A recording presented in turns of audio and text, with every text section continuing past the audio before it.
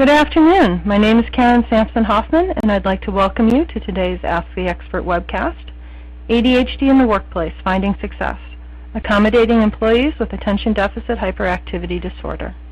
Today we are welcoming Melanie Whetzel, Senior Consultant and Cognitive Neurological Team Member with the Job Accommodation Network, also known as JAN. Ask the Expert is a twice-monthly series presented by the National Resource Center on ADHD, which gives the general public access to top clinicians, researchers, and other professionals. The National Resource Center is a partnership between CHAD and the Centers for Disease Control and Prevention and serves as the national clearinghouse for the latest evidence-based information on ADHD. During April, CHAD is offering a special Ask the Expert membership promotional offer. You can save up to 25% if you are joining or rejoining CHAD by using the promo code APRA14. If you are currently up for renewal, please call CHAD directly at 1-800-233-4050 and select option 3 in order to receive this discount. This is a limited time offer and will expire this Wednesday, April 30th, 2014, so act now to receive this discount. Additionally, the 2014 CHAD Spring Virtual Conference registration is open. Join ADHD superstars including Dr. Ned Hallowell, Dr. Tom Brown, and other experts on children and adults affected by ADHD for this one-day virtual conference. The 2014 CHAD Virtual Conference gives you the opportunity to spend a day online learning from esteemed leaders in ADHD, gain understanding and learn solutions to overcome the challenges of ADHD in yourself, your children, or your students. Visit us at www.chad.org for more information on signing up for membership and registering for the 2014 virtual conference. It is a privilege to welcome today's expert, Melanie Whetzel. Ms. Whetzel joined the JAN staff as a consultant on the Cognitive Neurological team in February 2008. She has a 14 years history teaching and advocating for students with special needs in the public school system. Ms. Whetzel holds a Master of Arts degree in Special Education, a bachelor's degree in English, and has earned 60 hours above master's level. Her postgraduate work has been primarily focused on special education, and she recently completed graduate certification in career planning and placement for youth in transition. As a member of the Cognitive Neurological team, Ms. Whetzel specializes in learning disabilities, mental impairments, developmental disabilities, autism spectrum disorders, and brain injuries. For those of you who would like to ask Ms. Whetzel a question following her presentation, written questions can be submitted in the questions box on your GoToWebcast toolbar, as indicated by the red arrow shown in this slide. All questions are moderated, and we will try to get to as many as possible during the Q&A portion of the webinar. A recording of this webinar will be available at Help for ADHD in about 2 business days. To view the recording more quickly, the same link you used to access today's webcast can be used to access the recording 30 minutes after today's presentation. Finally, following today's webinar, a brief survey will appear on your screen. Please take a couple of minutes to let us know what you think and how we can better serve the ADHD community through the Ask the Expert webinar series. Again, we are very pleased to welcome today's expert, JAN Senior Consultant Melanie Whetzel. Ms. Whetzel, if you would like to begin. All right. And since we have a little bit of limited time here, I thought I would just jump right in with information about the limitations that are associated with ADHD that we address most frequently here at JAN. And those include time management, memory, concentration, organization and prioritization, hyperactivity and impulsivity, multitasking, and attendance. We're going to start out here with time management. And I would like to say that these are common accommodations, and they're a really good place to start. When we work with people, we look at their specific difficulties that they're having on the particular job or position that they hold, and we can pinpoint maybe more effective accommodations and more specific ones. But these are great accommodations and a good place to start. I just wanted to make sure everyone was aware of that. So we're going to start here with time management. Individuals with ADHD may experience difficulty managing time, which can affect their ability to mark time as it passes incrementally by minutes and hours. It can also affect their ability to gauge the proper amount of time to set aside for certain tasks. It may be difficult to prepare for or to remember work activities that occur later in the week, month, or even in the year. So our first accommodation there is to divide large assignments into several small tasks. And that can make the tasks a little better to manage. And also, it's helpful to estimate the time needed for each. Like I said earlier, sometimes it's difficult to gauge the amount of time. And if a large task is broken down into smaller steps, and I know it should take me about 20 minutes to do this one and a half an hour to do this one, that can help me work more effectively. Setting a timer to make an alarm after assigning ample time to complete a task can be helpful as well. That way you don't just waste time. If you're distracted, it can bring you back in and limit the time that you have to spend. And that can be based on previous times that you've done similar tasks, and you can have an estimation of how much time it would take. Provide a checklist of assignments. That could be a written checklist that you just go down and mark off. Some people laminate those. They use them daily, and so they just go down and check them off and then wipe it clean. Other people just have paper ones that they copy and just toss them when they're done. A next accommodation is supply an electronic or handheld organizer and train on how to use effectively. Sometimes the person may not know how to use that, and therefore it's not going to be much good to them. So the training is very important. Use a wall calendar to emphasize due dates. Develop a color-coded system. And this is going to come up, color-coded system is going to come up several times in these accommodations. It can be very helpful. You want to remember to have each color represent a task or event or level of importance. For really important things, maybe you have a red light, thinking of a stoplight, a red, the red color, like for folders, or you can use highlighters, you can use paper clips, sticky notes, anything with color that can help you stay organized with your time. Allow a coworker or supervisor to add entries on the calendar or to double-check entries added by the employee with ADHD. And that can be very helpful when somebody else is helping to manage that calendar as well. Next slide, please. All right, and here we have some accommodation ideas for memory. Individuals with ADHD may experience memory deficits, which can affect their ability to complete tasks, remember job duties, or recall daily actions or activities. So we're going to start there with allowing the use of a job coach or provide a mentor. A job coach is usually someone from outside the employer. A mentor can be a coworker, maybe someone who's had that same job, who knows those tasks and can complete them quickly and effectively. Job coach or mentor can help someone set a routine and just learn how to complete tasks more effectively, kind of learn the ropes maybe. Allow additional, I skipped one there. Use auditory or written cues. Allow additional training time. That could be training in full or maybe just part of a training. Maybe I got all the parts, but this one part of the training or one part of my job I'm having trouble with, so I go through a little bit of training in just that area. Provide written checklists. That's going to come up several times too. That can be very effective. Use a color coding scheme to prioritize tasks. Like I said before, you want to use the same color to keep you straight. If you're going to use red and green and yellow or whatever, you just want to make sure that you use the same colors consistently. Use notebooks, planners, sticky notes, apps to record information. The problem with sticky notes, there can be a problem. I worked with a person in the past who had so many sticky notes to remind him that they became ineffective. And so you want to be careful that you don't have too many aids, too many notebooks or things all over the place. You want to keep it as concise as possible. And apps can be great to help, but the person may need some help with knowing how to use those apps. Provide labels or bulletin board to assist in locating items.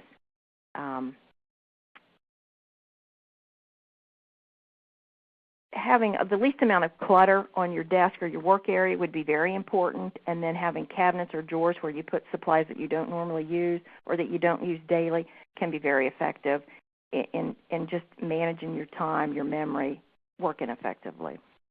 And the last one there is to provide minutes of meetings and trainings.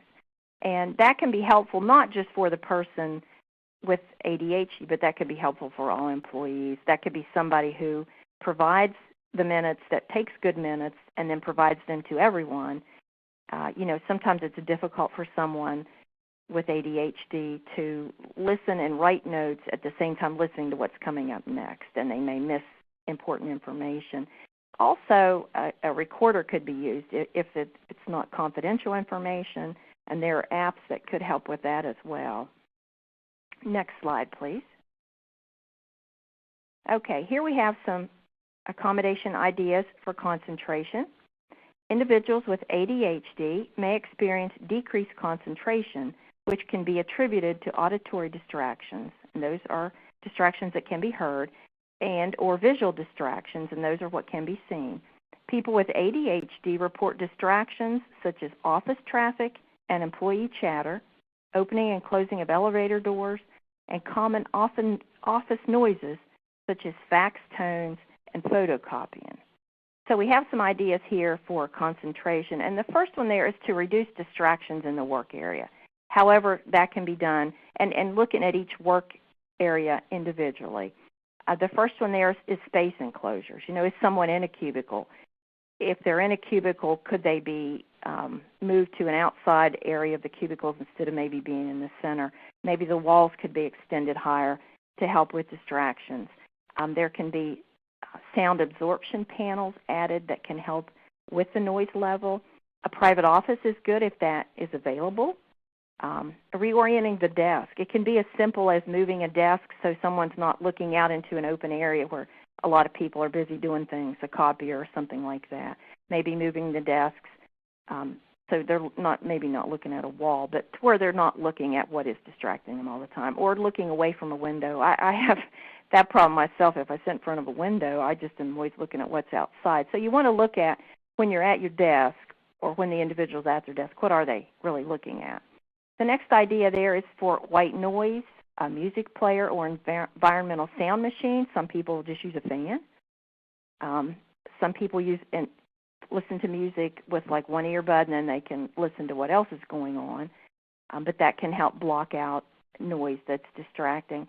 Uninterrupted off work time can be very effective, and that simply means time each day or maybe once a week, whatever would be effective, and whatever works with the particular job, to where somebody's not answering the phone, they're not answering emails, maybe they're not having people come by their workspace or their office asking questions.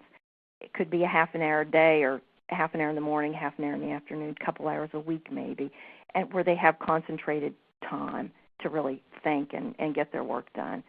And then desk organizers, and that would depend on what kind of work you do. That could be inboxes or outboxes or anything that can help reduce the clutter. If you deal with paper, a lot of times we're not dealing with paper much anymore, but would depend on what the job is. Next slide, please. All right. Here are some more ideas for concentration. To increase natural lighting and provide full spectrum lighting. That can create more alertness and help productivity. Divide large assignments into smaller tasks and goals that are more manageable. We talked about that earlier. Use auditory or written cues as appropriate. Restructure job to include only essential functions. You never have to remove essential functions from a position, but you can remove the marginal functions or maybe even trade those off, even temporarily, until somebody can get a better handle on what they're doing to give them more time to do the essential functions. Provide memory aids such as schedulers, calendars, email, add-ons, or apps. And again, training on those would be very important. Next slide, please. Okay, here we're looking at organization and prioritization, and some ideas for accommodations in these areas would be to develop a color code system for files, projects, or activities, and again, use those same color codes throughout. especially if you're setting priorities. If you're looking at red, green, and yellow, red is urgent, got to get that done. Use a weekly chart to identify daily work activities. Some people don't have the same activities daily, and so they may need daily charts, one for Monday, one for Tuesday, or however their schedule works. And it may seem like, oh gosh, you're talking about a lot of work. It can be a lot of work to set it up, but it can really save a lot of time in organization once that's done. You can use the services of a professional organizer, and again, use of a job coach to teach or to help reinforce organizational skills. Next slide, please. Here we have some ideas for hyperactivity and impulsivity. Individuals with ADHD may exhibit overactivity or impulsive behavior. This could be disruptive to the work environment or could inhibit efficient and effective work performance. So we're looking at providing structured breaks as a physical outlet. Those could be shorter, more frequent breaks, or it could be a break longer in duration, but fewer breaks throughout the day. You don't have to allow somebody to have more paid time off like in a break, and so you can structure those to however would be best for each individual. Utilize a job coach to teach and reinforce techniques. You can allow the employee to work from home if they can do their work from home, and if their home is a distraction-free area. I mean, we like to think that you can control your home environment and the distractions there, but there are many people who cannot work from home because there are too many things going on there.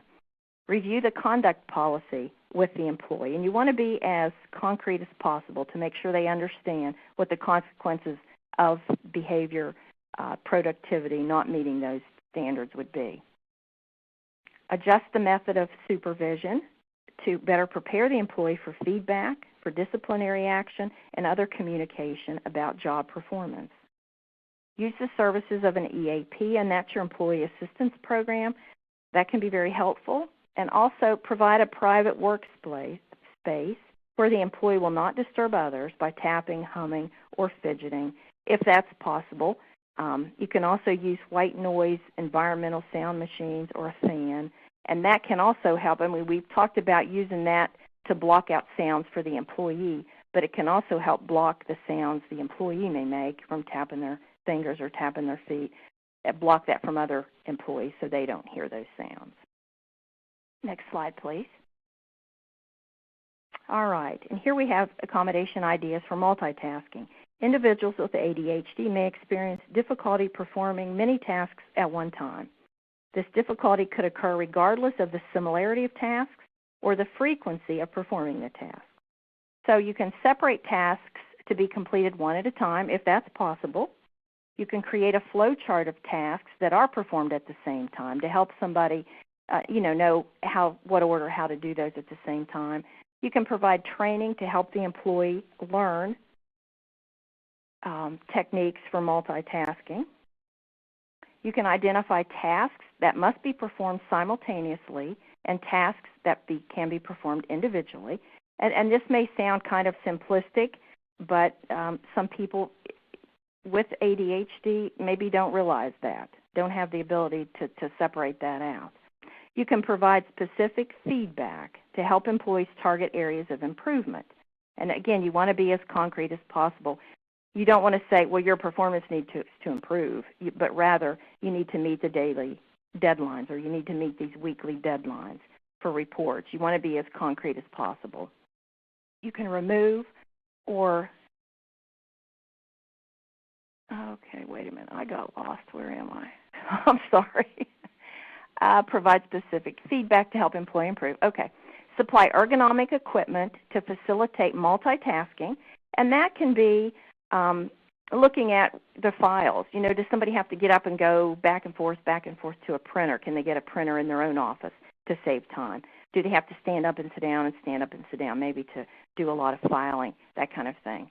And you want to clearly represent performance standards concretely so they know exactly what's up, what's expected of them. Okay, next slide, please. Okay, and here we have attendance. Individuals with ADHD may have difficulty with attendance, particularly arriving at work in a timely manner. Employers can have standards that all employees must meet, and those can be attendance standards. Here are some accommodations to allow a flexible work environment. That can be flexible scheduling. Maybe I take medicine at night to help me sleep, and I can't get up and get to work by 8:30, but I can get there by 9. So instead of working 8:30 to 5, maybe I can work 9 to 5:30, depending on the job. You can look at a modified break schedule. Like we talked about before, maybe having fewer breaks that are longer to help me get up and move around, maybe having more frequent breaks that are less duration in time. That can work as well. Leave for counseling, and also work from home or flexi-place. That can help somebody that has attendance issues, maybe has difficulty getting to work on time. Okay, I think that's it for the information. I know I kind of went through there very quickly, but I felt that was the best way to do that and then give you plenty of time to ask questions. And our questions have come in. We have a pile of questions waiting for you, and our first one comes from Mike, and he was wondering how should he approach his employer about accommodations? Is this something he should do in writing, or should he talk with his supervisor or a member of the HR department first? Okay, that's a really good question. Under the ADA, you do not have to put it in writing. It can just be a request that you talk to your supervisor or someone in HR verbally. We recommend that you put that in writing because that gives you documentation that you did ask for help. Some employers have their own paperwork, and if the supervisor doesn't know that, if the supervisor doesn't know the process, he should know, or she should know, where to refer the employee to go to. But we recommend that you talk to your supervisor and talk to HR at the same time. Now, a lot of people don't want their supervisor knowing exactly what their disability is, and that's okay. The supervisor doesn't have to know that. The supervisor would probably need to be involved when it comes time to discuss the accommodations. And so the medical information that is confidential could just go to the HR. They verify, yes, this person does have a disability. Okay, now let's look at accommodations. And that's when the supervisor can be involved. And so it's a personal choice whether to disclose that information or how much information to the supervisor. But I would recommend that you do want to go through HR. Knowing where to start is usually part of the dilemma most people face. Mm-hmm. I would just like to quickly remind our audience, we do have questions that have come in during your discussion, Ms. Whetzel, but for others who have a question for us who haven't submitted one now, you can go ahead and do that. Again, do that by submitting the question in your GoToWebcast toolbar on the left side of your screen. And our next question now does come from Anne, and she is wondering, are employers legally required to provide accommodations if a person has a diagnosis? You just mentioned how to begin that conversation. The next step is, are they legally required to provide some sort of accommodation or the accommodations that you've requested? Okay, that's a good question as well, because they are required to provide accommodations as long as they don't cause a hardship. And that means that something's not too expensive or too disruptive or would change the nature of the business. Now, they're not required to provide the exact accommodation that someone may ask for. They need to provide accommodations that are effective, but that they can be done in several different ways in some instances. And for instance, if someone asks for a private office and the employer doesn't have a private office, then they would look at the next best thing. Okay, what do we do here that can be effective instead of an office? And that could be a cubicle, with taller walls and with a ceiling and a door. It could be taking a cubicle from a location where there are lots of cubicles or a lot of action going on and moving it, not to isolate someone, but to kind of separate them from some of that action. And so, yes, they are required to consider accommodations, and they are required to provide accommodations that don't cause a hardship. And the interactive process is really important because that's where the employer and the employee can discuss that back and forth. All right. Well, our next question, now we're talking about accommodations. One of the things Tina asks about is, do you have any suggestions for devices or internet programs, computer programs that can help reduce internet distractions? And I think I know what Tina's talking about. I've heard of several programs online that can actually limit the amount of time that you spend online. For many people, social media can be very distracting. So she was wondering, do you have any suggestions for software that can help prevent surfing, especially when you're trying to focus your efforts? You know, right offhand, I don't. But I'll tell you what, I'd be happy to see what I could find out about that and get back to her. There are a number of those. I just right at this moment, I couldn't tell you what those are. So we have our contact information there. If she would like to call and ask for me, I'd be happy to help her with that. All right. Well, certainly here's your contact information, and Tina and others who may have a question, you're more than welcome to contact Ms. Whetzel, as she's just said. And also, if you have questions, you can always go to the National Resource Center on ADHD, our page, which is help4adhd.org. And on the top of our page, we have a button that says Ask a Question, and that's another avenue. I'll talk with Ms. Whetzel afterwards and look at the name of a couple programs that she may have in mind that we can also keep in reserve and offer some suggestions.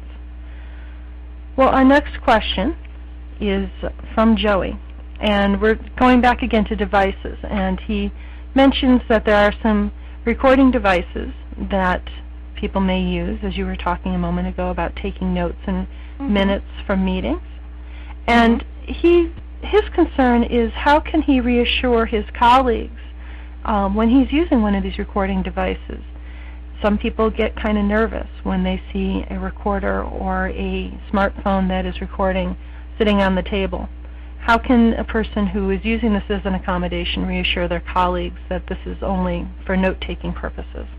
Well, I think that's a good point, and to just say it like that, and to you know, there are employers, let me just say this, there are employers who have policies where we'll let you record, and then you have 24 hours or a set amount of time to get that information copied into notes or do whatever you're going to do with it, and then copy over that, destroy that recording. Even employers who have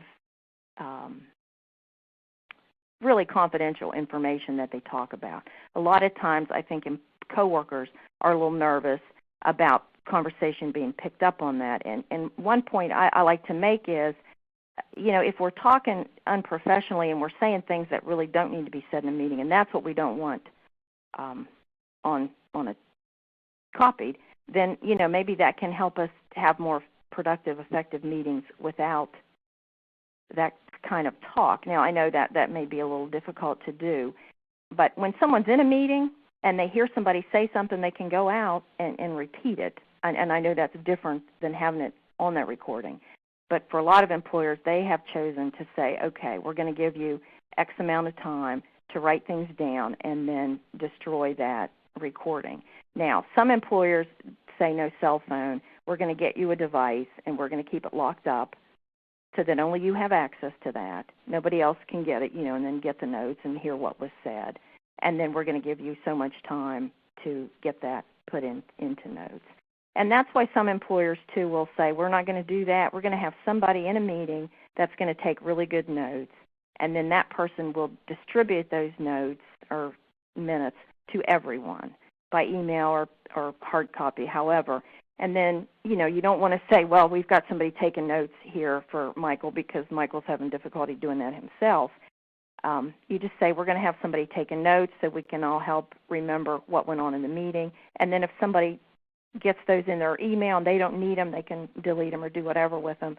But then the people who do need them can use them. And I think a lot of places find that effective because we don't always hear everything in a meeting, and then we can go back to those notes, and then everyone has those notes. So that's an alternative to using a recording device.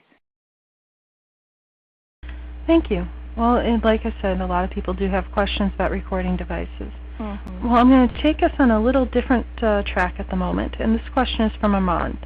And Armand would like to know if he is required to inform a potential employer that he has ADHD before he's hired, before he starts. Is this something you share at the interview? Is this something you share on your first day? Is this something that you're required to share in the first place? Okay, these are some really good questions.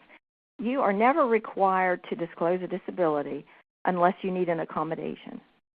So if you don't need an accommodation in the application process or the interview process, you do not have to disclose that information. You can disclose that on the first day of work. If you find that you're going to need an accommodation, you can disclose it months, years later. You know, we hear from people who have had a disability and have worked for a number of years and never had to disclose until something in the workplace changed, you know, the job changed. Now, if you know you're going to need an accommodation and it involves the essential functions of the position that you may not be able to do, you might want to mention it at that time in an interview. For instance, if somebody cannot work 12-hour shifts and that's what's required, you might want to talk about that in the interview, because if you absolutely cannot do 12-hour shifts, and 12-hour shifts are an essential function of the position, and everyone has to do that, then they don't have to make that accommodation. And you wouldn't want to show up on the first day and say, well, I can only work 6 hours when they're expecting you to work 12. Or people who can't work a night shift. If that's, you know, sometimes there's a rotating schedule where you work day shift, you work evening shift, you work night shift. And if someone is really unable to do that, then you might want to mention that up front to see if it's possible that that can be accommodated. But like I said, you'd never have to disclose a disability until you need an accommodation. And an employer, well, they could say it, I guess, but there's no legal basis to say, well, you should have told us this. You know, we'll hear from people, they'll say, well, the employer won't accommodate me, and they said, you should have told us this on the interview, and that's not true. You do not have to do that. You can keep that information to yourself as long as you need to until you need an accommodation. Well, thank you. We have a question from Gwen, kind of following up a little bit on that. And she mentions that she works for a small company, and there are less than 30 employees in that particular agency. She was wondering if she can still request an accommodation. Now, there are some laws that have exemptions for small businesses. When it comes to an accommodation, can someone who works for a small business still request one, still receive an accommodation? Yes. Now, under the ADA, that limit is they need to have 15 or more employees to be covered by the ADA. So if there are 15 or more employees, she can certainly ask for accommodations. Now, I'll just say that the hardship part of that, I had mentioned before that the employer is obligated to provide accommodations unless they cause a hardship. And so a smaller employer may not be able to provide financially the same type of accommodations that a big employer might. And so that could be an issue if there were certain types of equipment or computer software, different things that might be needed that would be expensive. An employer may not be able to provide all of those, a smaller one. But a lot of accommodations don't cost much at all, and a lot of the ones we've talked about are inexpensive. Changing a schedule, making a checklist, you know, those aren't going to be expensive at all. Now, if there are working for a small employer who has under 15 employees, there are state disability laws, and those vary from state to state, and so we advise people to get in touch with their state civil rights agency to see what their disability laws in their individual states are, because there may be laws that would cover them so that they could have accommodations. But I would recommend that, you know, once you disclose, your employer has that information, they can require medical documentation to back that up, and then they have that information. But if you really feel that there are accommodations that would help you in your performance of your position, then you probably do want to go ahead and disclose that and talk about that, even if it's a small employer. You just mentioned the ADA, Americans with Disabilities Act, and we have a question from Mary who's following up on that. And she's wondering, does ADA apply to businesses that hire independent contractors, that hire freelancers? Is this a law that also affects them or can help them? Yes. Yes. In what way does it help them? Well, the ADA is federal legislation, and so if an employer has 15 or more employees, they're obligated to look at accommodating employees. Now, there are federal employers are covered by the Rehabilitation Act, which is The provisions are the same, though, under the ADA as the Rehabilitation Act. It's just that with the Rehabilitation Act, there are some different guidelines as to timelines that individual or private employers don't have. They don't have this timeline set up the same as some of the federal agencies do. Thank you. I think that's something that a lot of people, as they say that the workforce is moving more and more towards being based on independent contractors and freelancers, I think that's something that's going to affect more people than it has in the past. Our next question is coming from Raza, and Raza was wondering, says, my company does not really have an HR department, and Raza's wondering who to go to request accommodations. Would it be best to go to a boss who may not be sympathetic? Should they go to someone who is higher up than their supervisor? What does a person do in an organization? We just mentioned smaller organizations that may not have an HR department. Perhaps one of the leaders of the organization also wears that HR hat. Where can someone go? Well, that's a good question. A lot of people go right to their supervisor, and they're comfortable with that. A lot of people don't want to do that because their supervisor, they don't feel would be very supportive. And so you can go up the chain of command. I would also recommend that you look at if you have an employee handbook, or I don't know that people actually have a handbook anymore. If it's something that's online that people look at, but to see what their company's policies are, because they need to have a policy that states what they do about accommodations and how they handle that. And so there would be somebody that they would be appointed, or there should be somebody appointed that the employees would go to.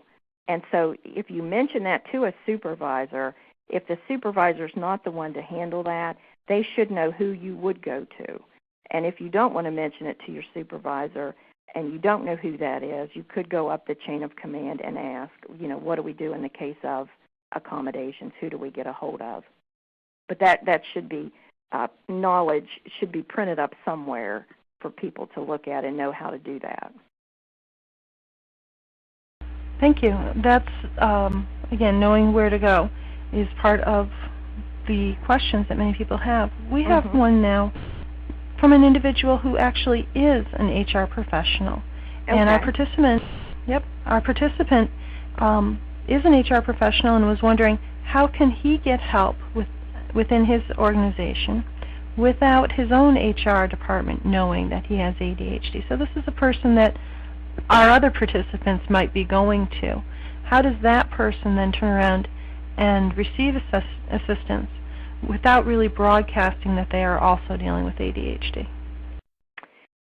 Well, that's a good question, because if they want, a lot of people go through school and jobs and learn to accommodate themselves and don't have to ask for assistance. And then some people can do that so far and then get to a point where they realize this has gone beyond what I can do to help myself. I'm going to have to get someone to assist me. And so I would suggest that if he does not want that information out to anyone, he would try to accommodate himself as much as possible. He can certainly call Jan. We can help him with some ideas when we know what his difficulties are, what his particular job tasks and duties are. But if there's certain things that he needs that the employer would need to provide, he's probably going to have to disclose that information. And it is highly confidential. Only the people who need to know that information should need to know. And sometimes that can be one person in the HR department that would get that medical information, verify that it is a disability under the ADA. Then that information is supposed to be kept in a locked file or locked cabinet separate from the HR, from your regular HR folders, so that whoever has access to those folders doesn't know anything about a disability. And so, he could approach one person and say, I want this kept, whichever person that might be, and talk about the confidentiality. I don't want anyone else to know about this. Is this something that we can do? We can get this verified, and then I can get accommodations. And it may be more than one person that has to know, but it can certainly be limited to just those who absolutely need to know. We have a follow-up question now from Angie, and this is one that I suspect you may have heard many times at JAN, at the Job Accommodation Network. And she's wondering, what does a person do if they believe they've been discriminated against because of a disclosed disability? What can a person do if they've gone through these steps and talked with their supervisor, talked with their colleagues, and said, look, I have ADHD, I need some reasonable accommodations, and they feel that in return, rather than assistance, they've been discriminated against? What is their step? Well, the first thing I would tell someone is to try to write down some things before you forget them, kind of like a timeline of when you ask, what happened, what they said back. And that's one of the reasons we say to put it in writing, and that way you have that as documentation, that I asked for accommodations on April 9th, and, they didn't get back to me till August, and then they didn't do things to help me. They put me in I asked for a private area, and they put me in an area with more people, just to document the different steps, things that have happened that make you think that you're being discriminated against. One thing you can do at your workplace is to go up the chain of command. If it's gone through HR, and it's happened through HR, you would want to find out from your employer, and that could be through that employee handbook. Is there someone, is there an employee relations department who would handle this type of a thing? If there's like a grievance, is there a grievance process? That kind of thing in your company.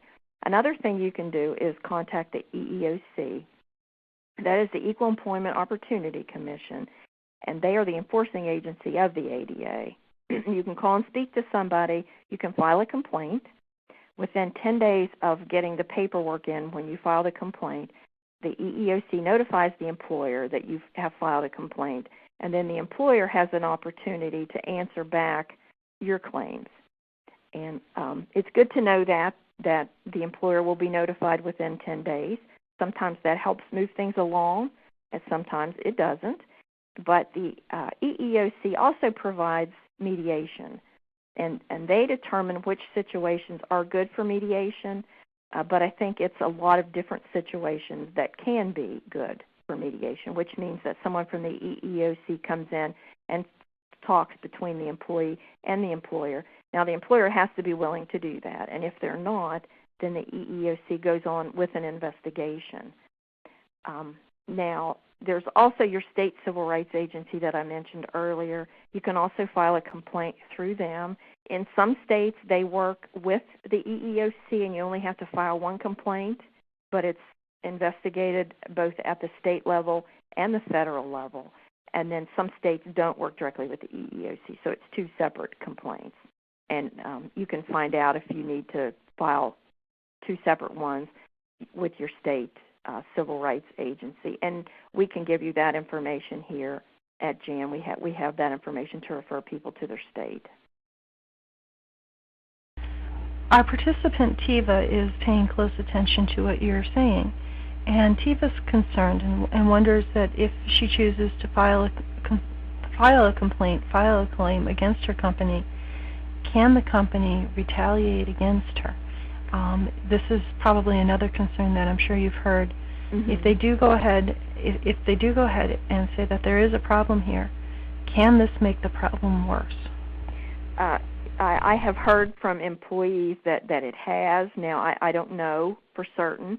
That is unlawful to retaliate against somebody, but I can't say that it doesn't happen. But that can be a separate EEOC claim, separate from the discrimination claim. And it would be really wise to write things down and keep documentation if you were thinking that I'm being retaliated against, because the EEOC would look at that as well, and the timing of it. Did this happen after you filed a complaint? That type of thing. There's really not, how do I say this?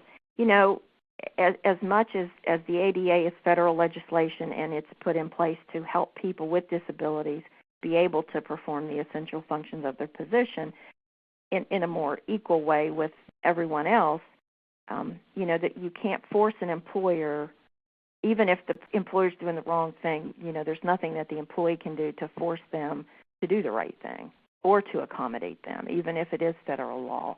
And so sometimes the only recourse is to file a complaint. But that is a personal choice.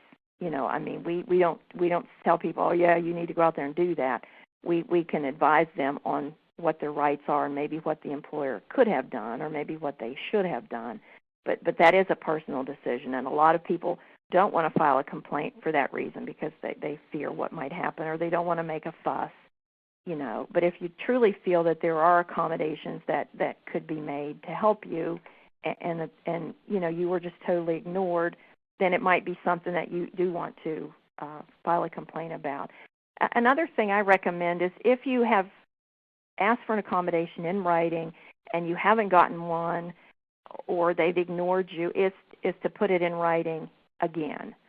And you can even reference, I requested accommodations back in January of 2014. I haven't heard anything back. I'm inquiring about the status of my request. And then that gives you more documentation of I'm trying to work with them and they're not really helping me or they're not assisting me in any way. So that if you do want to file a complaint, you have that documentation that shows I was working with them, I was trying to do the right thing, and they weren't assisting me. And it's good to get as much from your employer in writing as possible, and not all employers are willing to do that. But if you get emails or letters back, keep those, just in case you need those at a later time. I think this is a lot of good suggestions on how to approach this question, this problem. Our next question is coming from Terry, and Terry's kind of taking us just a step back into our conversation where you were talking about reasonable accommodations. And Terry was wondering, can you kind of give a brief recap on what a reasonable accommodation is, and is it relative to the resources that the employer has at its disposal? So what may be a reasonable accommodation for one agency of a smaller size as opposed to a reasonable accommodation at a much larger agency? Right. A reasonable accommodation is a change or modification in the way a job duty is done. And that can be something as simple as helping somebody make up a checklist of things they need to do. It can be allowing somebody to come in instead of working from 9 to 5 to work from 10 to 6. It could be, and this is we try to talk with true examples. This is a real example. I met the person, he told me this at a conference. He needed a longer lunchtime because he needed to sleep. He needed to have a nap. And so he had his breaks, half-hour breaks, 2 15-minute breaks, half-hour, added to his hour lunch, so he had 90 minutes. He brought in a fold-up lawn chair that fit in his cubicle, and he took a nap at lunchtime. The employer said, he asked for that as an accommodation. The employer said, fine, if you can sleep like that in your cubicle, you go for it. And he did, and he was very productive in the morning. Then he had that nap. He was productive, in the afternoon. That cost the employer nothing. All he did was, rearrange his schedule a little bit. Some schedules may not be able to be rearranged. People who work in a busy customer service office may have to take breaks at a certain time, and maybe not. Maybe they can move things around. But it does depend a lot on the size of the employer as to what types of accommodations or the cost or the number of employees they have, their financial resources. A small business, a small retail business may not be able to allow somebody to only work day shift.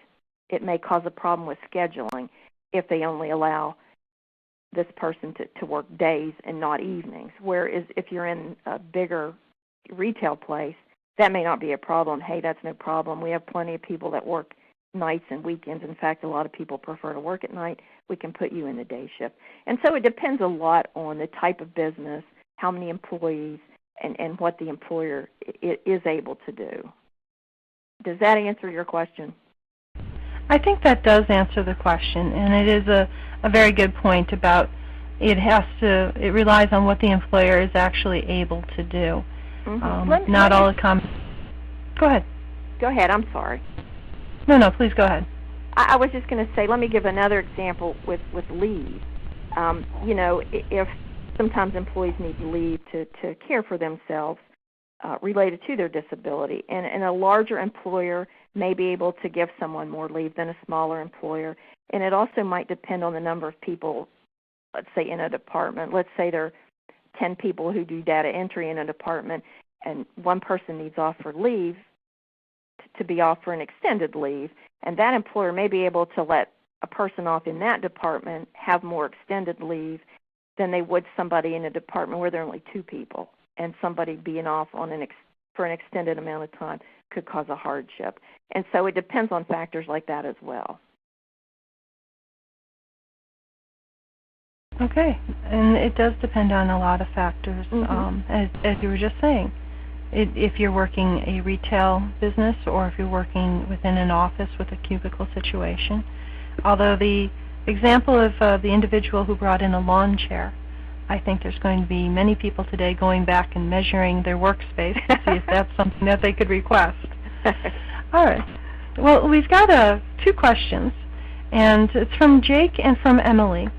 And Jake's question is, can you suggest ways that people with ADHD can find careers that are more suitable to their strengths? That way, perhaps they won't have to ask for as many accommodations or any accommodations. And Emily's question is very similar. She was wondering what types of jobs are preferable for someone who's affected by ADHD. Is this something that someone should keep in mind? Again, playing to one's strengths. We often talk about islands of competency. How can a person really take advantage of their strengths? Well, one thing I would say to do is to look at the Occupational Outlook handbook. There are all sorts of jobs listed in there, and they list the functions that you do in a job. That can help somebody get an idea of, sometimes we hear a title of a job and we think, oh, that sounds really cool, but we don't really know what that means, what the tasks someone's going to be doing. And they could be different. The same job could have different tasks in 2 different companies as well. And so I think looking at what those tasks involved in the job are, do I have difficulty doing those tasks, would be really important, because there are lots of jobs that I think might be difficult for people with ADHD, and they call and they're doing that kind of a job. Like customer service, sometimes where there's a lot of, you have to look up a lot of different pages of information, a lot of different codes. For some people with ADHD, it's really a hard job. It's almost impossible to keep up with all that. But then I hear people who call that say they have that job, and because it's fast-paced and moving, they do excellent in that. And so it depends a lot on the individual's skill level and what works for them, not just someone with ADHD. And I know that there are a lot of, the difficulties people have can be quite similar, but they are enough different that you really need to look at the tasks in each job. What are those tasks? How often would I be doing that? And you may not know that until you get to an interview. There may be parts of a job that you feel you're going to have difficulty with that may be a very small part of the job that could easily be accommodated, whereas other parts of a job that you're going to have difficulty with are the major part of the job and may not be able to be accommodated. And so it's hard to say that there are a lot of people with ADHD that work in a fast-paced environment, and that's what they do well, and they thrive. And then there are others who can't really do that, who need a more quiet, calmer, more even-paced or even a kind of a self-paced environment. And so it's really difficult to say which jobs would be best and which areas might be best. Looking for the right job, I think many of us have had the experience in high school of going to the guidance counselor and putting a bunch of answers into a computer program that comes back and tells us, well, these 5 things. So finding that right job, when someone is looking for that right job, perhaps they're considering a career change, or they are entering the workforce or re-entering the workforce. Now, is that something that Job Accommodations Network can help with, is providing some ideas on where to look for that right job? Well, we do have some resources for jobs for people with disabilities. We recommend vocational rehabilitation often because that's a good place to start. And vocational rehabilitation actually has funding to provide accommodations, like, technical equipment, assistive technology, different things. They can do testing and evaluations, and that differs from state to state, too, depending on the funding. Some states have a lot of money, it seems, and are able to provide a lot more assistance. We have information on Schedule A. It's a program through the federal government to get a federal job as a person with a disability. You apply through Schedule A, so it's known that you have a disability. It's a little quicker to get a job non-competitively that way. You're on a longer probationary period. I don't know that that's really an issue. You can get a job quicker that way, and you're hired knowing that the employer knows that you have a disability, and so they're more apt to make accommodations that way. And there's a website, usajobs.gov, that you can go to and look for those jobs. And those jobs change frequently. You can put in an area. If you live in a certain area you don't want to move, you can put in that area and see the jobs that are available, or you can put in specific jobs and see where those come up in areas across the country. And there are a wide variety of jobs there, from I've seen someone to cut grass at a veterans cemetery to, like doctors. And so there's a wide range of skills needed in those jobs, and so that's a good place to look. Now, what we can assist people with is looking at different jobs that they may be interested in and looking at some of those job functions and what can be some of the accommodations for those functions. We don't always know what those functions are, the jobs are, though. I will say that. Sometimes people call and tell me a job title, and, I need to know what accommodations are going to work for this job title. I don't know. Some job titles don't really tell you what the job is, what the specific tasks involved are. And so the more information someone has about specific tasks involved in the job, then the more we would be able to assist them in looking at what kind of accommodations would work. And we do. I talk to people who say, I'm thinking about this job. They've offered it to me. I'm just not sure about, if I'm going to need accommodations. And so we can talk about some of those tasks that may be involved. I think that's a good starting place. Well, we are down to our last question. Okay. And in the age of the smartphone, Dee was wondering, are you aware of any apps that are helpful for people with ADHD?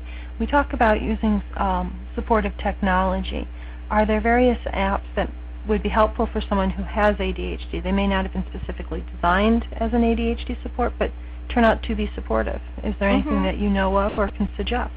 Yeah, I do. There are several, and I have a list of, and I don't have an updated list. I mean, they come out every day. There's no way I can keep up with them.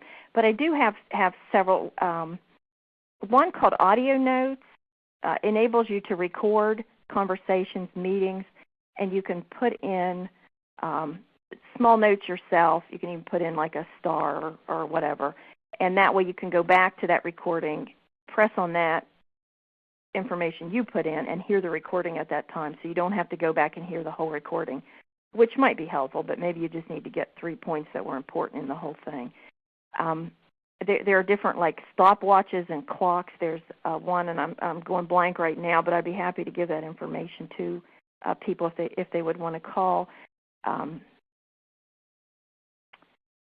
Where it gives you can just set it, and it's a visual. It has a red visual, like a countdown of, if I'm giving myself 5 minutes to do this job, it'll count down, and you can see that visual of how much time you have left. I recommend that, a Watchminder watch, and there's also an app now for that you can set multiple times throughout the day, and then you can set so it comes up on the face of the watch what you need to do at that time. Like for people who have difficulty getting to work in the mornings, they could set a timer like that with several times during an hour to come up and let them know your breakfast should be done, you should be getting your shoes on, you should be picking up your keys, whatever, however you want to do that, but to help pace themselves in the morning to get ready to get to work. So yeah, there are several apps. Like I said, I have some lists of some really good ones, if somebody would like to call in, or you can chat, or you can email us, either way. But I'd be happy to give that list out. All right. Well, I am displaying your information again at the Job Accommodation Network. Okay. And also for our participants. To the left of your screen, you can see that one of the downloadable resources is a copy of today's slide deck. So this information that I have displayed now, you can download that and also come back to it when you have the opportunity. Well, we are at the end of our presentation, and I really want to thank you, Ms. Whetzel, for being with us today. I think that we've had some really great questions and some terrific answers. All right. Well, thank you. I welcome the chance to give out information about Jan and accommodations whenever I can. Well, we are very thrilled to be able to have you today. Workplace accommodations is something that the National Resource Center on ADHD, we receive a lot of questions about, and we do have information in our What We Know sheets. We do have information on workplace accommodations, on legal rights, and you're always able to access that if you go to our webpage at helpforadhd.org. And we would like to invite our attendees to next week's Ask the Expert session. We are welcoming ADHD champion and CHAD spokeswoman Wendy Davis to discuss ADHD, African Americans, and success, the lived experience of actress Wendy Davis. Ms. Davis is a star on the TV show Army Wives and was diagnosed as an adult with ADHD. She discusses her experiences as a teenager and a young African American woman coping with the symptoms of ADHD before diagnosis. Ms. Davis was, as she has said many times, diagnosed as an adult following her child's diagnosis. You can register now at Help for ADHD or at chad.org/asktheexpert, and there is also the link to register directly. So we hope that you all can join us next week. Thank you again for participating in this presentation, and please enjoy the rest of your day.